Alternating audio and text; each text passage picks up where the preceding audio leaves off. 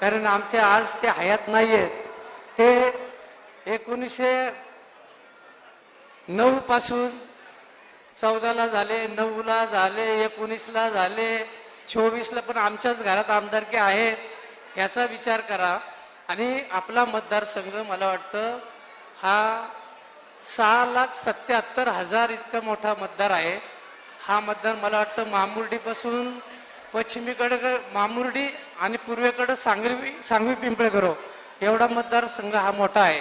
ह्याच्यामध्ये विचार केला तर आम्ही सातत्याने बघत असतो की आमच्याकडं सांगवी पिंपळगावच्या माध्यमातून आमचे सातत्याने आमदार येत असतात. तसं तुम्ही चिंचवड मतदारसंघामध्ये चिंचवडकर कधीतरी असा एक चंग बांधा की आपला चिंचवडचा आमदार झालं पाहिजे आणि भाऊसाहेबासारखा आमदार व्हायला पाहिजे, असा एक चंग बांधा.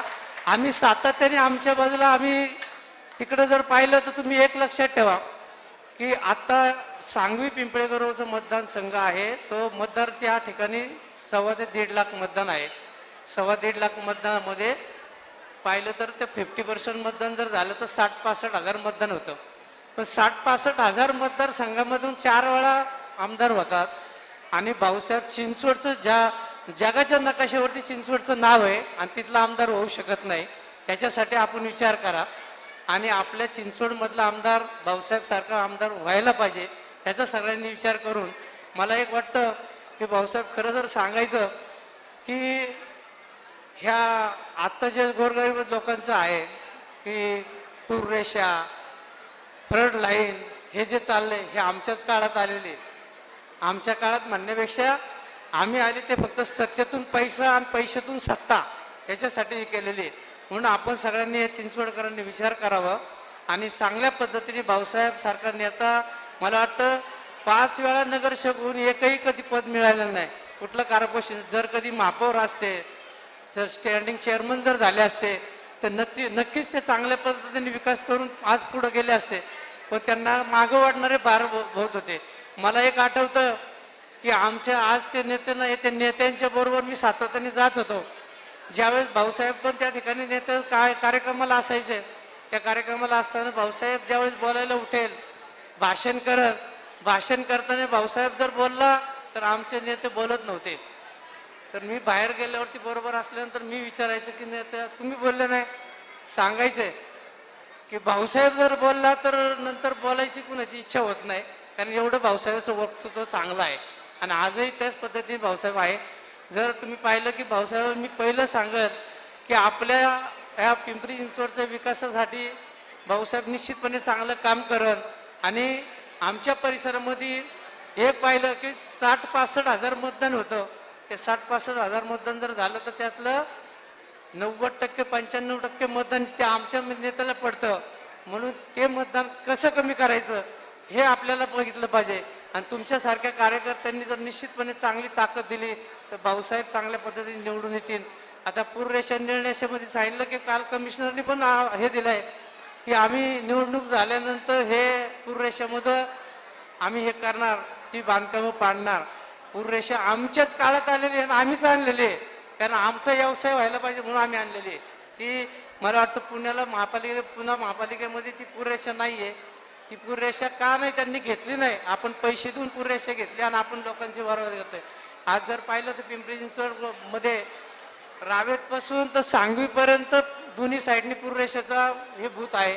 त्याच्यामध्ये पाहिलं जर पिंपरी चिंचवडचा खरोखर विकास करायचा असेल तर विकासाच्या माध्यमातून आमच्यासारख्याला आमच्या परिसरामध्ये एवढं सातत्याने 5 वेळा आमदार असून ती पूररेषा निघाली नाही. फक्त स्वतःची पूररेषा निघालेली. स्वतःची पूररेषा ब्ल्यू लाईन खाली घेतली. त्या ठिकाणी आमची शाळा होती, आमच्या स्कीमा होत्या, पण गोरगरीब जनतेसाठी काही केलं नाही. गोरगरीब जनता आज सुद्धा त्या टांगती तलवार आहे. त्या ठिकाणी टांगती तलवार अशी आहे की उद्या जर नोटिस दिल्या, आता मला वाटतं सर्वांना नोटीस दिल्यात आणि ती बांधकाम पाडायचं म्हणतात. जर गरिबांना सगळ्यांना सांगितलं असं थोडेफार, मला वाटतं 2016ला 1 महिन्याचा कालावधी होता की सर्वांनी पैसे भरा आणि ती ब्ल्यू लाईन कमी करा. पण ती काय कमी करायला फक्त आमची स्वतःचीच आम्ही केली, दुसऱ्या लोकांना कुणाला सांगितलं नाही. ती ब्ल्यू लाईन कमी झाली नाही. तरी जर सांगितलं असतं आमच्या नेत्यांनी की ब्ल्यू लाईन कमी करा तर निश्चितपणे लोकांनी स्वतःचे पैसे भरून ती ब्ल्यू लाईन कमी झाली असती. आणि त्यांचा सुद्धा निवासी झोन झाला असता, पण तसं काही सांगितलं गेलं नाही. म्हणून सांगितलं की सत्तेतून पैसा आणि पैशातून सत्ता हे कायम आम्ही भोगवत गेलोय. म्हणून आता इथून पुढे आपल्या येणाऱ्या काळात तरी येणाऱ्या चिंचवड मतदारसंघामध्ये भाऊसाहेब सारख्यांनी आता निश्चितपणे मतदारमध्ये आपण सर्वांनी चंग बांधा की चिंचवडमध्ये आमच्याकडे 1.5 लाख मतदान, सांगवी पिंपळे उरवला शेवटचं टोक, आणि इकडं मामुर्डी पासून तर पिंपळे सौदागर पासून जवळजवळ 5.5 लाख मतदान आहे. 5.5 लाख मतदान असून सुद्धा आपण आमच्याकडं तुम्ही तिकडे येत आहे ह्याची खेळी तुम्हाला ते आता समजले असेल की ते मतदान त्या एक गठ्ठा पडतं त्या ठिकाणी, तिथलं मतदान कमी व्हायला पाहिजे. ते मतदान कमी झालं तर निश्चितपणे चिंचवडकरांनी विचार केला पाहिजे की चिंचवड आहे, वालेकरवाडी हे चिंचवड गाव आहे, तुमच्या ह्या परिसरामध्ये तुम्ही जर विचार केला तर निश्चितपणे चांगल्या पद्धतीने तुम्ही एक गठ्ठा जर मतदान एक 50-60 हजार मतदान तुमचं जर पॅकेज तिथं जर आलं तर निश्चितपणे भाऊसाहेब निवडून येईल. म्हणून भाऊसाहेबासाठी आपण सगळ्यांनी प्रयत्न केलेत तर निश्चितपणे चांगल्या पद्धतीने निवडून येईल भाऊसाहेबाचं कार्य. आणि सातत्याने मी जरी जगताप असेल ना तरी मी भाऊसाहेबाबरोबर पहिल्यापासून आहे ना आज पण भाऊसाहेबाबरोबरच राहणार आहे. म्हणजे जगताप म्हणून तुम्ही समजू नका, आता जगताप नाव हे सगळ्यांना माहीत झालंय.